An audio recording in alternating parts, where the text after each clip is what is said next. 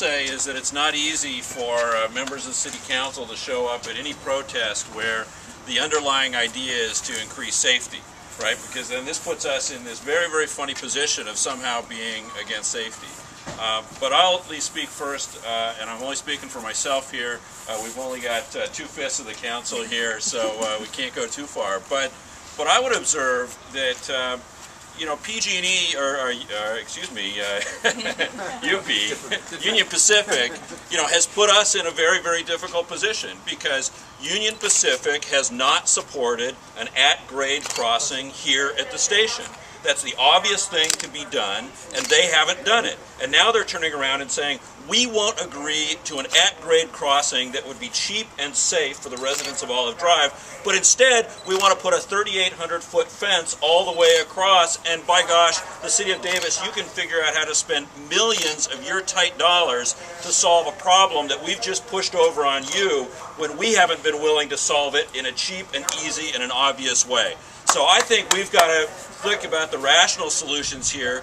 And now, how is UP going to solve this? They're going to take public money that's available from the state of California, they're going to solve their liability problem, and they're going to let the City of Davis figure out how to spend millions to work around what they've decided to do.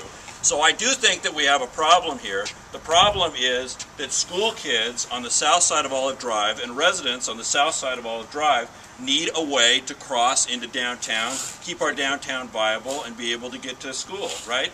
Putting up this fence does not solve that problem. Putting up this fence does not create a safer environment for the residents or the kids, because if they go to the west side, as we've heard, they're going to have to make at least 4 crossings through busy intersections, which are absolutely less safe than walking across 2 train tracks where you can see everything coming. Or they're going to go to the east, and where's the break going to be at the east? It's going to be right at the Olive Drive off-ramp where you've got cars going 60 miles an hour coming across.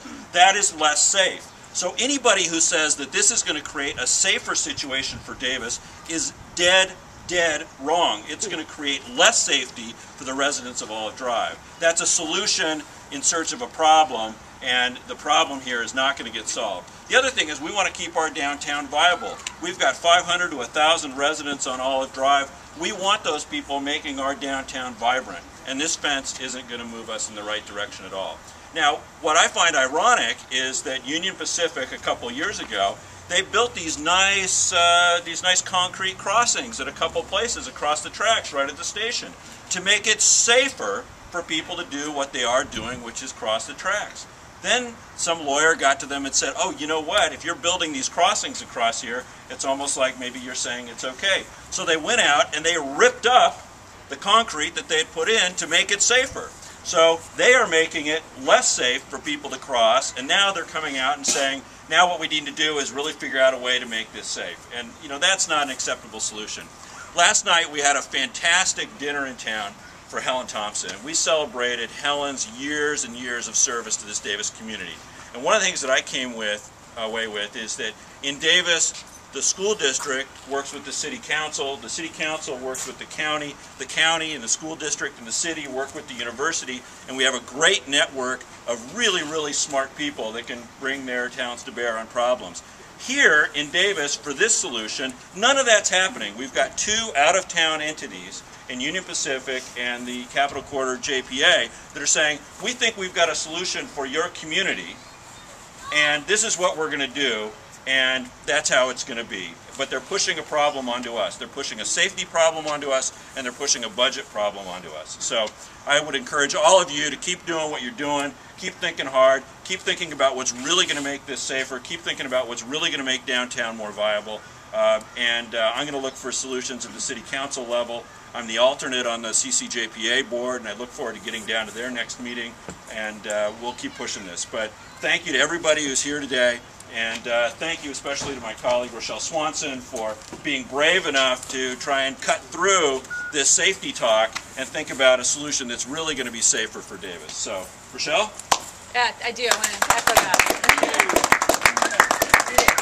I hear a lot of this talk about safety, and yesterday I spent a couple hours out here, and I would challenge anybody who thinks this is the safe alternative is to go stand at the end of Olive Drive, which is the end of the 3,800 feet.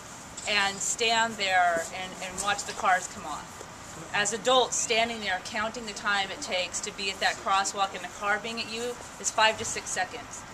Best conditions, fully aware, knowing that's what you're looking at doing.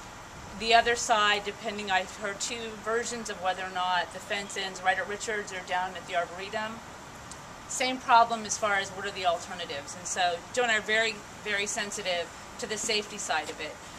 But you know, my visceral reaction to this was a fence that's going to separate Olive Drive from the rest of Davis. That to me is very disconcerting on a number of levels, and I appreciate the concern about the downtown. I appreciate the concern of how are we going to get down here and the interaction, but I also am concerned about the residents of Olive Drive and the rest of the community, and what are we saying as a community that we're okay with, you know, letting them ring how they're going to get into the rest of the community. I think, you know, solutions is where we have to look at it. It's my understanding the city manager is working very hard right now to get us all at the table, and that's what we need to be at. Maybe a fence is part of the solution, but there's going to have to be other ways for Olive Drive to remain a part of our community, and so the kids can get to school in East Davis, and so people can get downtown. And I find it hard to believe that the time can't be made for the city of Davis to be at the table on this. It's a huge part of our community. I mean, my goodness, we've got, you know, cultural icons of our city sit right here, and I think for them to be ignorant of that we need to be at the table is unacceptable. So I'm very hopeful in the next week or so we're going to be putting out more updates. Joe and I are working very hard to get at that table, you know, one way or another. So your voices are incredibly helpful to be a part of that, so that it does end up there and we don't just end up with a fence and then we're scrambling to find solutions of whatever that can be. So thank you so much, and I really do want to thank Alan and thank all of you who reached out and contacted us and made sure this was important and didn't just assume, oh, they knew about it, they didn't care, because we do care a lot, and it takes all of us to keep all of us informed of everything. So thank you so much.